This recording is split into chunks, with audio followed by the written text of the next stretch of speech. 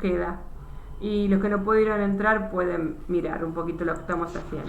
Hola, profe. ¿Todo tranquilo? Eh, Bien. Les decía, acá voy a ver el libro ahora. Bueno, vamos a ver el capítulo 8 que básicamente trabaja con todos los recursos que tenemos nosotros en el planeta. En el caso de nuestro vamos a hablar de América y especialmente de América Latina. El libro tiene las dos cosas, tiene América del Norte y América del Sur.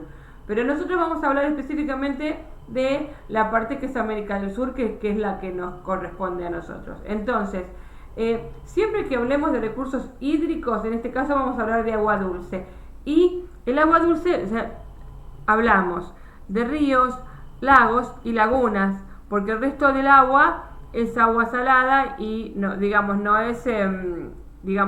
es potable hasta que no la potabilizamos porque tiene muchísima sal, no es apta para tomar el agua de los océanos y de los mares. Así que estamos hablando de agua específicamente de ríos, lagos, lagunas y aguas subterráneas. Bueno, el libro empieza con un estudio de caso que es el lago Titicaca, que es un lago que está en la parte de... Ahora lo vamos a mostrar hay una fotito que corresponde a dos países, a Perú y a Bolivia, en la parte de las montañas altas está. Nos cuentan las características del lago Titicaca, digamos que cuál es su mayor uso, que desemboca en muchos ríos y que tiene un montón de flora y fauna. Nos caracteriza el lago Titicaca. Entonces, vamos a ir un poquito a mostrarles las preguntas para que vean que son, básicamente, es seguir un poquito el libro. Dice, ¿qué características tiene la zona del lago Titicaca? Después nos pregunta, ¿cuáles son las características del continente americano con respecto a los recursos hídricos? ¿Está en ventaja respecto de otras partes del mundo? Justifica. Entonces, si yo vuelvo al libro, nos voy a esta parte. Y el libro nos cuenta cómo tener agua potable es sumamente estratégico, porque quiero decir, el mundo es 70% agua, pero la mayor parte de ese agua no es agua potable. Así que en el caso de América, nosotros contamos con el 40% de agua dulce de todo el planeta, o sea, es mucho. Y dice, miren, y nosotros como población tenemos el 10% de la población. O sea que para América tener tanta cantidad de agua dulce, agua potable, es un recurso realmente estratégico. Ahora, también nos cuenta el texto que, bueno, no todos tienen acceso a ese agua dulce. Y por eso la repartida de este agua dulce a lo largo del continente, y especialmente estamos hablando de América, y nosotros vamos a hablar de América del Sur, es bastante desnivelado, porque hay espacios donde tenemos grandes territorios de desierto y espacios en donde tenemos, una cantidad de ríos desbordantes.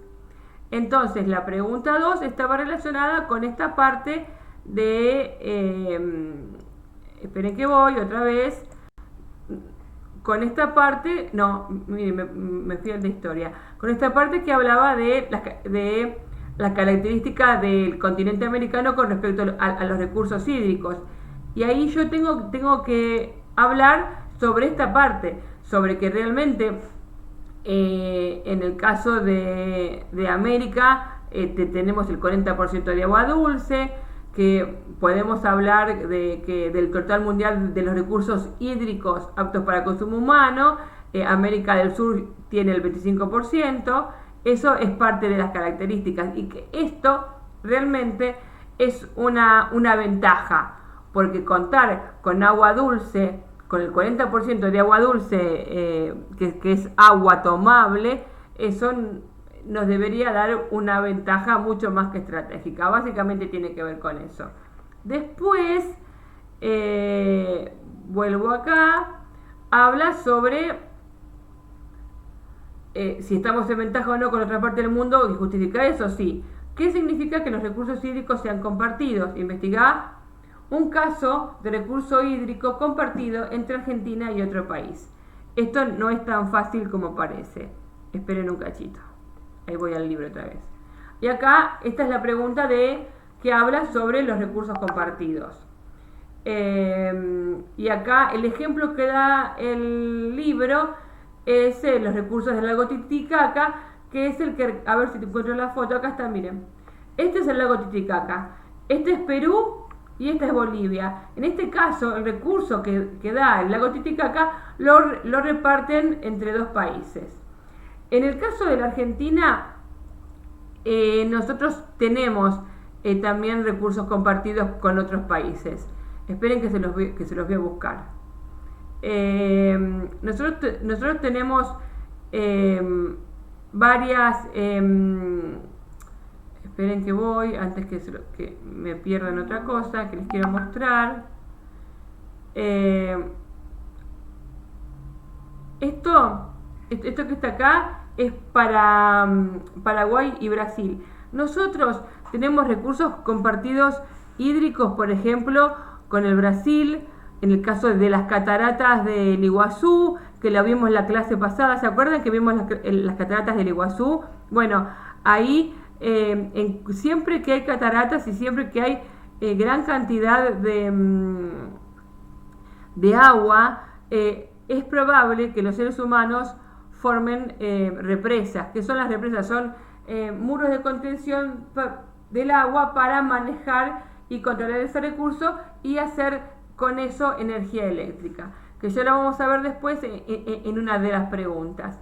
Entonces ustedes tendrían que, digamos, se puede googlear también este tema de donde hay un recurso hídrico compartido entre Argentina y otro país. Ya lo vamos igual a investigar. Acuérdense que les dije que vamos a hacer un paneo general y después vamos a responder pregunta por pregunta. Dice, enumera los distintos tipos de recursos hídricos posibles. ¿Y esto dónde lo vamos a encontrar? Lo vamos a encontrar acá. Esperen, que ya me fui muy para allá mostrándoles otras cosas. Acá, grandes reservas de agua.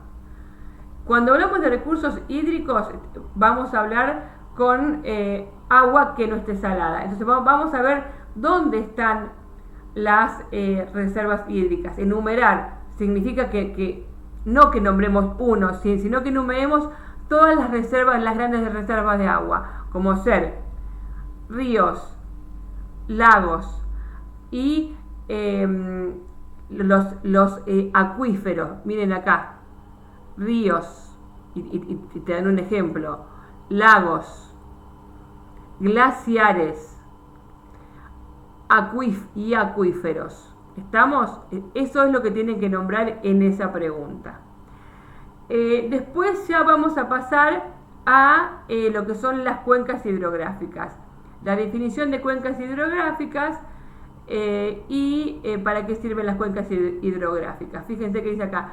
Los recursos hídricos se encuentran en gran medida formando parte de cuencas hidrográficas. ¿Qué es una cuenca hidrográfica? Es la superficie recorrida por un río principal y sus afluentes, que son cursos de agua secundarios que desembocan en el río principal. Y también forma parte de una cuenca hidrográfica las aguas subterráneas, los lagos y las lagunas. Y acá vamos a ver cómo está formada una cuenca hidrográfica. Las de Estados Unidos no las vamos a estudiar porque nosotros vivimos en América del Sur y vamos a ver específicamente las cuencas de América del Sur. La cuenca del río Orinoco, que está compartiendo países como la mayoría de las cuencas. En este caso tenemos una parte de Colombia, una parte de Venezuela, el norte de Brasil, y tenemos también la cuenca del Amazonas, que básicamente es brasilera, con apenitas un poquito de algún otro país, y la cuenca del Plata, que nosotros compartimos recursos, y ahí es lo que podrían poner en la pregunta anterior, con Brasil, Argentina y Paraguay y Uruguay. Brasil, Argentina, Paraguay y Uruguay. Entonces, eso es una cuenca. Entonces, es un río extenso donde confluyen varios ríos que desembocan en un espacio, en este caso en el océano Atlántico, en este caso nuestro en el océano Atlántico. Vamos a las preguntas a ver qué estamos contestando con esto. Enumera los distintos tipos de recursos hídricos posibles, defina cuenca hidrográfica, menciona, mirando el mapa de la página 93, las principales cuencas de América del Sur. Por eso le dije, no nombramos las de América del Norte. ¿Se distribuyen los recursos hídricos de manera pareja en el continente? De ejemplos. Y acá les pongo que tienen que ir a ver la página 92. O sea que, por un lado, vamos primero a mencionar las cuencas, que las vemos acá, esta y esta, y después vamos a ir a responder si se distribuyen o no de manera pareja los recursos, mirando esta página 92. ¿Estamos? Bien, vamos a seguir un poco más. Acá. Define vertiente. Enumera las principales en el continente americano. Explica las características de la vertiente del Golfo de México. Vamos otra vez al libro. Vamos, ya hicimos lo de las cuencas. Acá estamos. Vertiente. Acá estamos con la definición de vertiente al principio. El conjunto de cuencas hidrográficas cuyos ríos desembocan en un mismo mar u océano se denomina vertiente. Y les dice que expliquemos solamente la vertiente del Golfo de México. Esta vertiente. Esta es la que van a explicar, la del Golfo de México. ¿Estamos? O sea, hacemos un resumen de la vertiente del Golfo de México. Después, ¿qué nos pide? Dentro de la vertiente del Atlántico encontramos la Cuenca del Plata. Mirando atentamente el mapa de la página 93, menciona los países que abarca, lee sus características e indica qué ríos la conforman, cuáles son sus dimensiones y características, cómo se relacionan las cuencas con la energía eléctrica y para qué sirven las represas. O sea, la 7 es un poquito larga porque habla de la cuenca que nos compete a nosotros porque estamos en Argentina y nos corresponde hablar de la Cuenca del Plata. Dentro de la vertiente del Atlántico tenemos varias y la nuestra es la Cuenca del Plata. Si no quisieran mirar el mapita que tienen en la página 93, acá también tienen toda la información en la página 95, porque nos habla de los países que la componen, de los ríos que la conforman y las características de la Cuenca del Plata. Así que acá en la 95, si no quieren ir a mirar el mapa de la página 93 para ver los países, directamente vamos acá a la página 95 y podemos contestar la pregunta de la Cuenca del Plata. Seguimos. Después dice, lee el texto de la página 96, Ríos Transformados, y explica qué cambios se produjeron a partir de la modificación humana del ambiente. Menciona alguna ventaja y desventaja que implican estos cambios. Vamos al libro otra vez. ¿Me están siguiendo, no? Sí. Okay. Sí, Bueno, ¿qué significa que un río se transforme? El río, antiguamente, los seres humanos vivían cerca de un río, ¿para qué? Para tener agua potable y sacar agua y poder vivir y tomar agua y poder regar sus extensiones de tierra con agua dulce. O sea, lo que hizo primero el ser humano es eso. Pero después se descubrió que uno puede sacar energía eléctrica de la gran cantidad del torrente que tiene un río. Fíjense acá en el dibujito, tienen las construcciones que se hacen para sacar energía hidroeléctrica de los ríos, y para eso se usan como yo les decía antes, la represa. Y miren que América cuenta con una gran cantidad de ríos, muchos de los cuales han sido transformados en distinto grado para hacer uso de sus aguas. Esos cambios siempre implican algún tipo de alteración. Y acá nos habla de dice, de las mayores cataratas a la mayor represa. Dice, los Altos del Guairá fueron hasta 1982 las mayores cataratas del mundo por volumen de agua. El 13 de octubre de 1982, finalizada la represa de Itaipú, el cierre de las compuertas comenzó a sepultar uno de los mayores espectáculos del planeta. En 14 días, los Altos del Guairá habían desaparecido para siempre. Sin embargo, había nacido una nueva maravilla, esta vez de la ingeniería humana, la represa hidroeléctrica de Itaipú, listada como una de las 7 maravillas del mundo moderno por la revista American Society of Civil Engineers. Es la mayor productora de energía del planeta. ¿Qué quiere decir? Nosotros no vamos a poder ver nunca los Altos del Guairá, que eran como unas grandes cataratas. ¿Por qué? Porque el ser humano construyó una represa para generar una fuente de energía eléctrica. Eso se entendió y eso, esperen que vamos acá. Bueno, acá hay otro ejemplo, que no lo ponemos porque es un ejemplo norteamericano. Y nosotros vamos a usar el ejemplo nuestro de América del Sur. Entonces la pregunta tiene que ver con esto, que dice,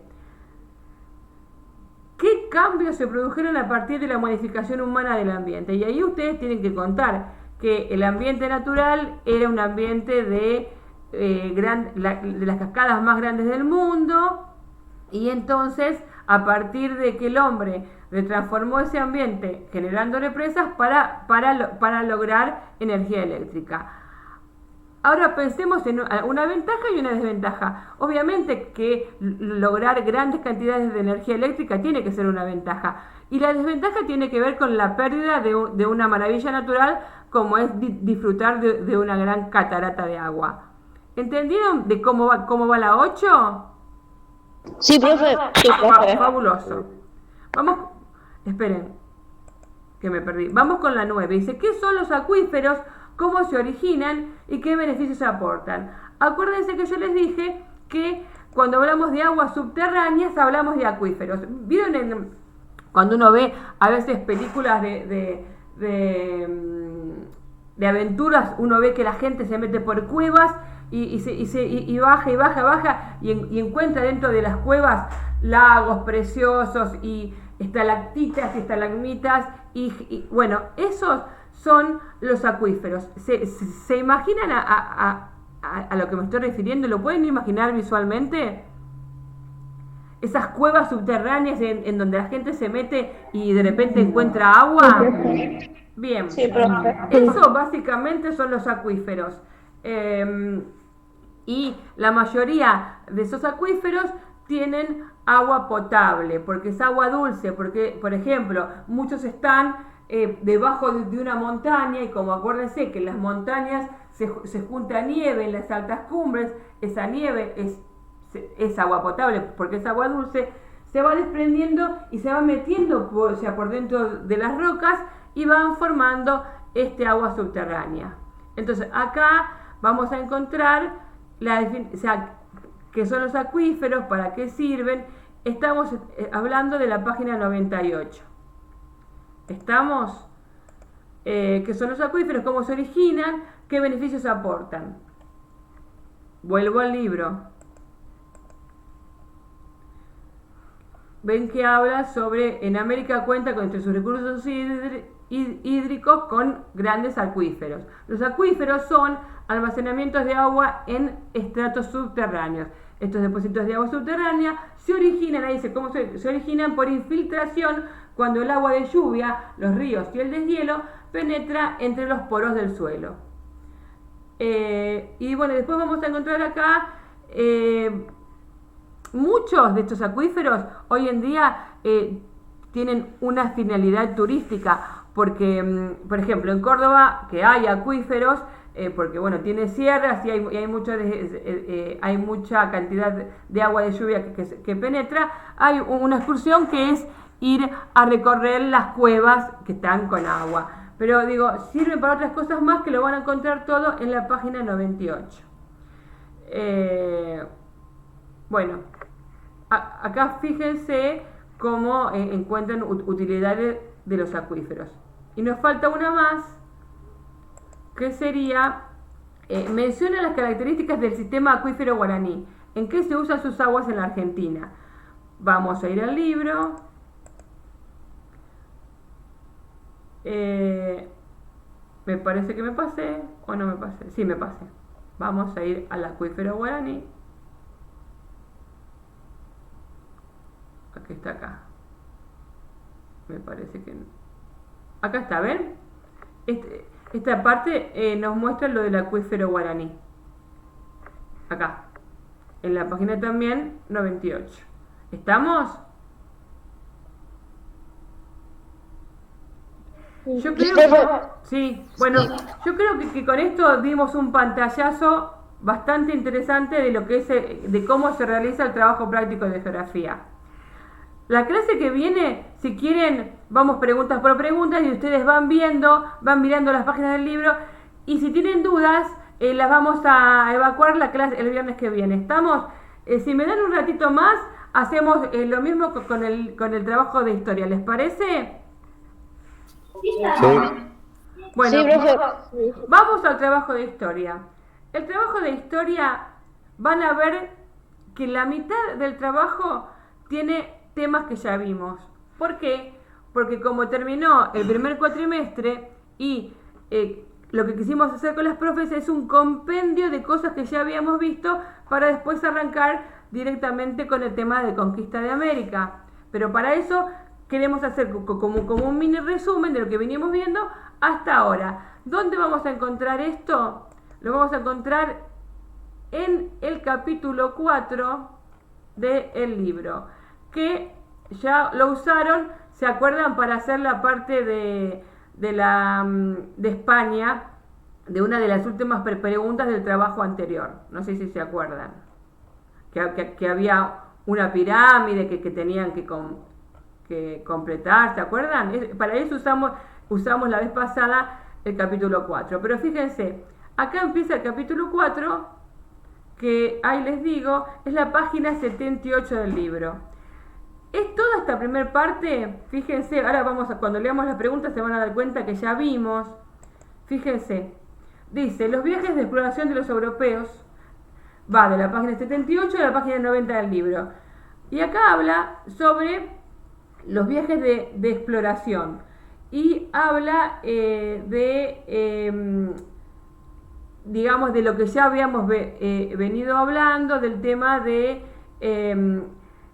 los viajes que se hacían hacia el lugar de Asia, China. ¿Se acuerdan que íbamos ahí para buscar especias, telas? Y habíamos hablado de Marco Polo como un pionero en estos viajes, porque fue el primero que llegó a China. Entonces toda esta primera parte, fíjense que son temas que ya vimos. Y sigo. Y acá habla también sobre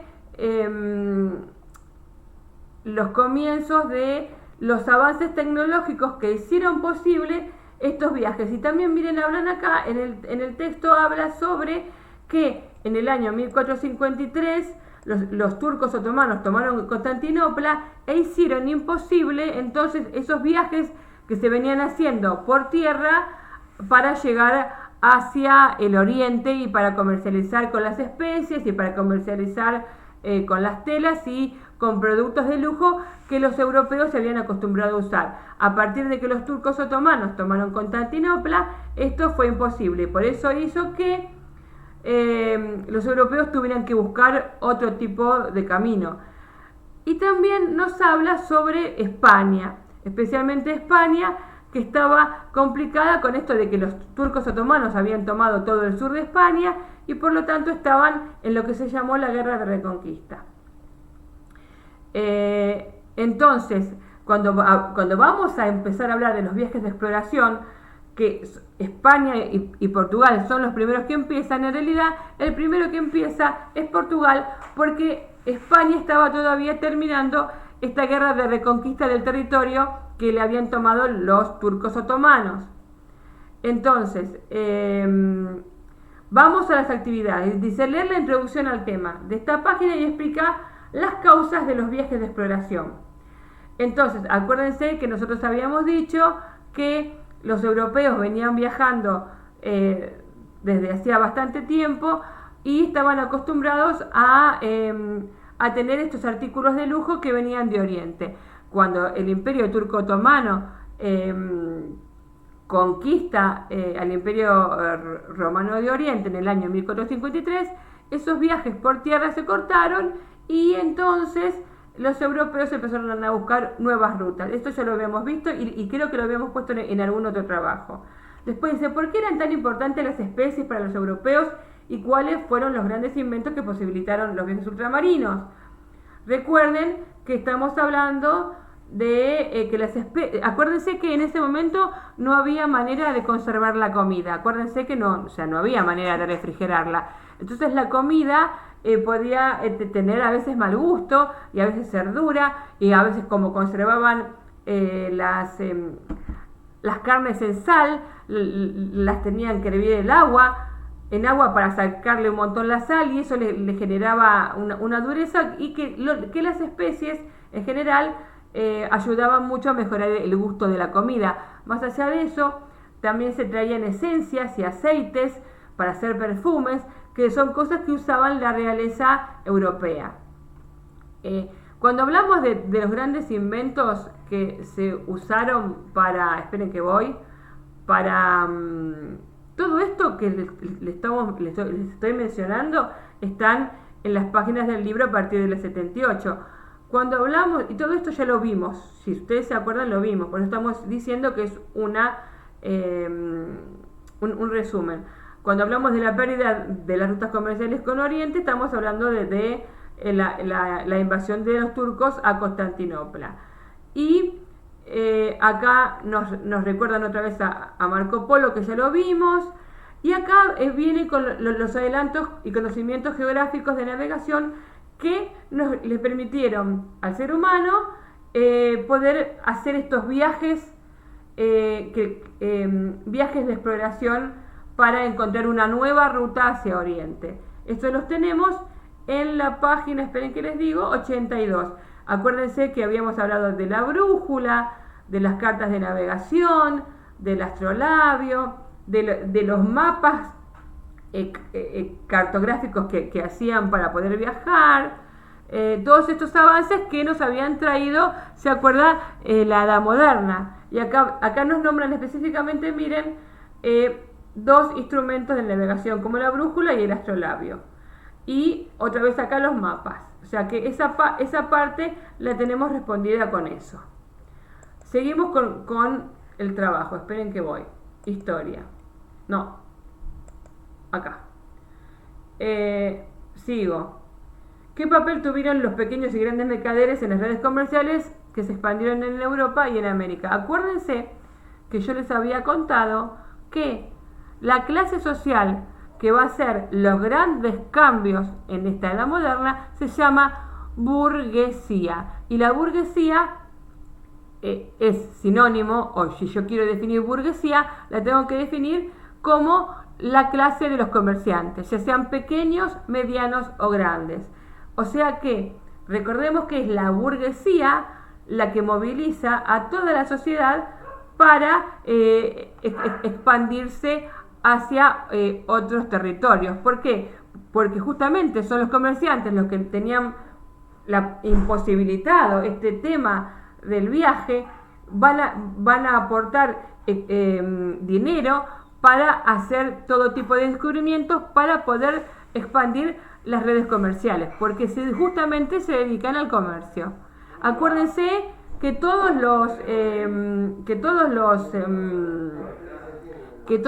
los comerciantes además ayudaron económicamente a el arte, a la pintura y a todo lo que sea descubrimiento. 4. ¿Cuál fue la causa de la pérdida de las rutas comerciales entre Europa y Asia? Ya lo sabemos, la invasión de los turcos otomanos en el año 1453 a Constantinopla, no podemos poner mucho más que eso. 5. ¿Cómo se desarrolló las expediciones portuguesas? Acá, a partir de las 5, vamos a encontrar temas que no vimos. Entonces, la mitad del trabajo es revisión. A partir de las 5 ya vamos a empezar a buscar cosas que no vimos en la clase pasada. Miren, vamos al libro. Ahí voy. Fíjense, esto sí lo vimos cuando habíamos hablado de la configuración social de la sociedad española, pero acá habla de los portugueses. ¿Ven? Acá. Y cómo los portugueses iniciaron esta iniciativa por la expansión marítima. Y si se fijan geográficamente, a ver si puedo encontrar el mapa de...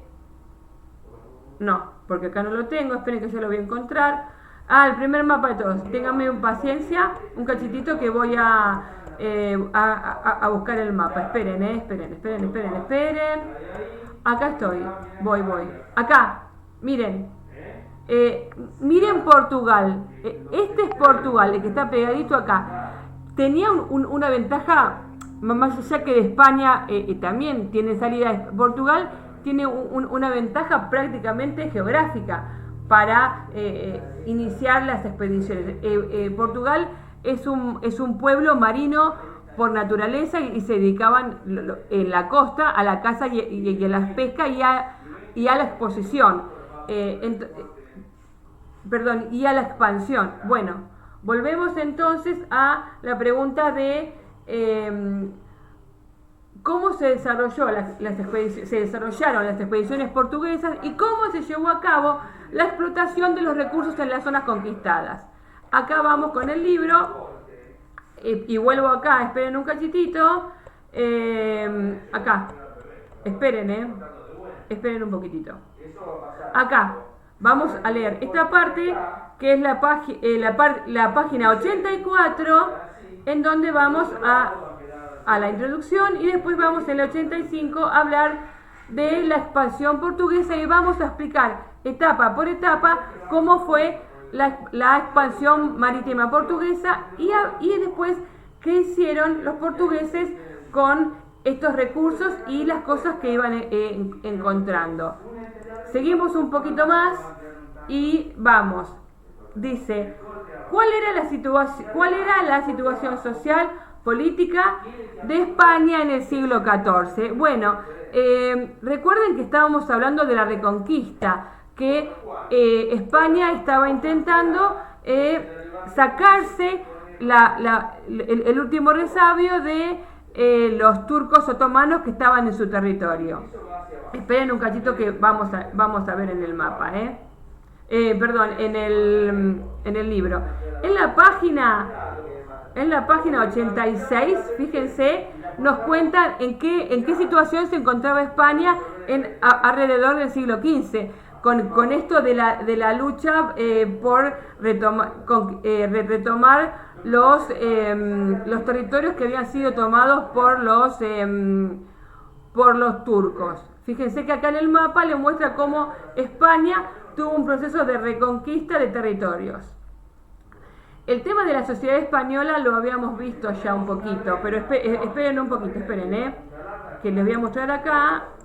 Dice, ¿qué luchas estaban librando entre España mientras Portugal se expandía sus redes comerciales en otros continentes? La lucha contra el Imperio Otomano, no más que eso. 8.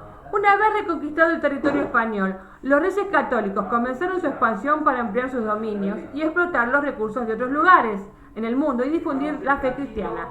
Explicar cómo logró Cristóbal Colón imponer su proyecto ante los reyes de España y cómo llevó a cabo cada una de sus expediciones. Esperen que vamos a buscar acá en el libro.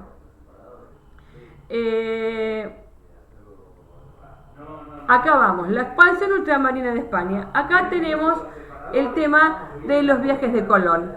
Yo les quiero explicar una cosita con respecto a los viajes de Colón. Colón presentó un proyecto que varios países se lo fueron rebotando. ¿Por qué? Porque Colón pensaba que la Tierra tenía un diámetro bastante menor de lo que es el diámetro en realidad tiene el globo terráqueo. Como él pensaba que la Tierra era más chica, pensaba que el viaje de exploración iba a ser un viaje relativamente corto y posible. Los estudiosos de la época sabían que el diámetro de la Tierra era bastante mayor, entonces sabía que Colón no iba a poder llegar porque en el medio del viaje se iba a quedar sin provisiones. Entonces muchos no querían darle la chance a Colón porque dije, no, este es la mitad del viaje, se queda sin comida, la gente se muere y yo pierdo el barco, la gente y la comida que puse. Entonces no querían financiar el viaje de Colón, pero Colón cuando llega al reino de Castilla, a España, con los reyes católicos estaban como tan fervorosos por el tema que habían logrado la reconquista de su territorio que le van a dar un mínimo presupuesto, le van a dar las famosas 3 carabelas para que intente este viaje. Colón tuvo este viaje exitoso porque en el medio de su viaje se encontró con un territorio que nadie sabía que existía. Por eso pudo llegar. Porque imagínense, en el globo terráqueo, si no estuviera el continente americano, evidentemente a la mitad del viaje es probable que Colón se hubiera quedado sin recursos. ¿Hasta acá me entienden? Sí, profe. Bien. Entonces, esperen. Entonces, dice... me fui al trabajo de geografía. Acá estoy. Dice, la 8 tiene que ver con eso. Después dice, ¿cómo se financiaban las expediciones? ¿Qué eran las capitulaciones? ¿Y qué estableció el Tratado de Tordesillas? Acá vamos a hablar de eso. Esperen un cachito que veo si tengo el mapa de el Tratado de Tordesillas. Me parece que no está acá. Bueno, les quiero a ver si esperen que lo busco un segundito por internet. Igual esto lo vemos en la clase que viene, en la clase de historia que no vimos. Esperen que les voy a poner acá un segundo. Tratado de Tordesillas, mapa. Esperen, ahí voy. Tratado de Tordesillas, imágenes. Acá. Miren, acá se ve mejor.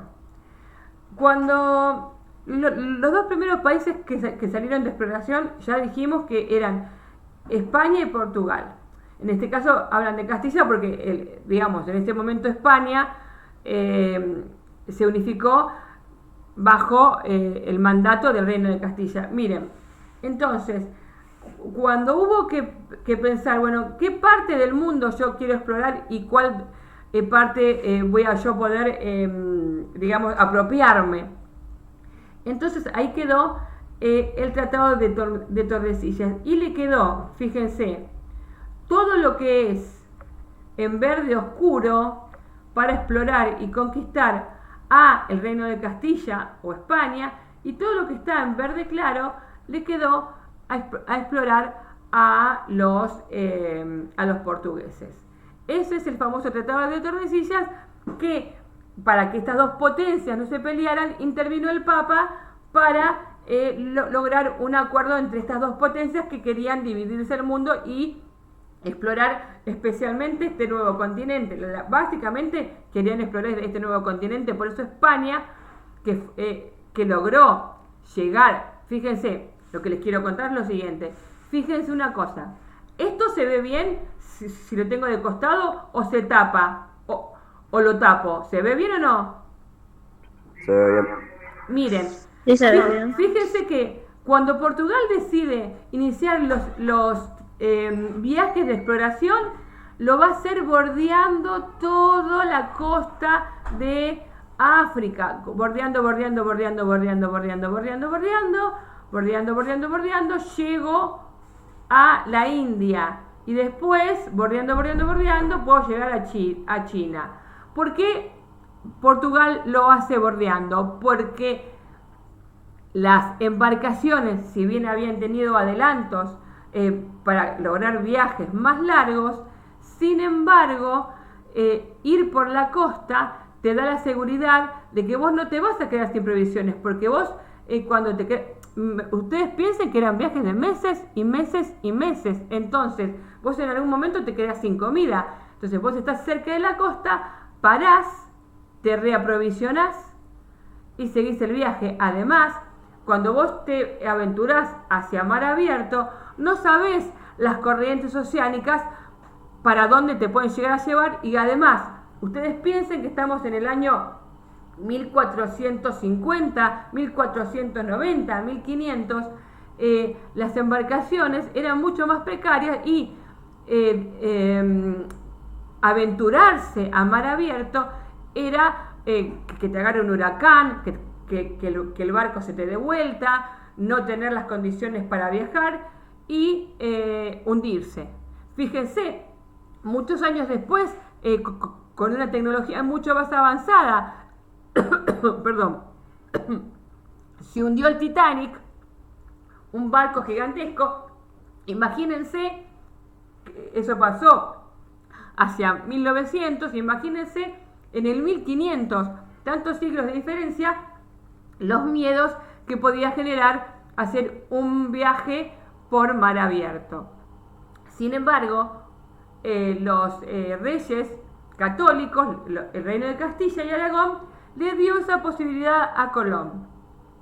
Muchos pensando que iba a fracasar, que digamos a la mitad de su vuelta al mundo se iba a quedar sin comida y se iba a morir. Pero no contaban con que existía esta parte del planeta. Entonces, volviendo a lo que nos ocupa. Esto es lo que habla del Tratado de Tordesillas. Y con respecto a las capitulaciones, ya las vamos a ver bien la clase que viene. Tiene que ver con personas que aportaban dinero y después le daban parte de la ganancia de ese viaje o un espacio de territorio. Ya lo vamos a ver la clase que viene. Después dice, marcar en un planiferio las rutas de exploración de los portugueses y españoles, no olvidar marcar océanos y mares descubiertos. Esto, acuérdense que había por acá un mapita con las dos rutas, que ya me fui al diablo, pero ya lo vamos a encontrar, lo tienen que, acá lo ven, acá tienen un mapa, allá arriba van a tener otro, miren, acá ven. Sí, profe. En mi caso, Sí. si ustedes quisieran hacer la última calcando mapas que están en el libro, lo hablamos la clase que viene y no hay problema, o sea, no habría demasiado problema. Así que lo de cómo hacemos la 10 lo terminamos de charlar en la clase de historia. Pero aprovechando que si ustedes tenían un tiempito, podía darle un poquito de las dos materias, me pareció, ya que no pudimos vernos el miércoles, darle un poquito de las dos materias. ¿Quedó claro? Sí, profe. Sí.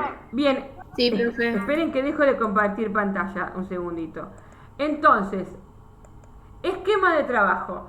Miércoles que viene, libro de historia, trabajo de historia en el celular. Vamos respondiendo. Ustedes con una hoja toman nota y vamos respondiendo nuevamente pregunta por pregunta. Lean el capítulo 4. Fíjense si encuentran las preguntas, márquenlas en el libro. Entonces, cuando yo voy a aplicar el miércoles que viene, ustedes ya están en tema, porque si no, es como ahora. Ahora yo no les pedía que estén en tema porque estoy haciendo una introducción, pero a partir de la clase que viene sí necesito que estén en tema. Lo mismo en geografía. Van a agarrar el trabajo, van a agarrar el libro, van a agarrar y van a ver dónde está cada una de las cosas y qué dificultad tienen cuando van a encontrar las preguntas, van a encontrar las respuestas a las preguntas. Y a partir de ahí contestamos una por una de geografía y una por una de historia. El miércoles historia y el viernes geografía. ¿Estamos listos? ¿Quedó claro? Sí, profe. Sí. Bueno, Sí. nos vemos el miércoles que viene en la clase de historia. Que tengan lindo fin de semana, los extrañé, que la pasen bien, los quiero y bueno, cuídense chicos. Chao, profe.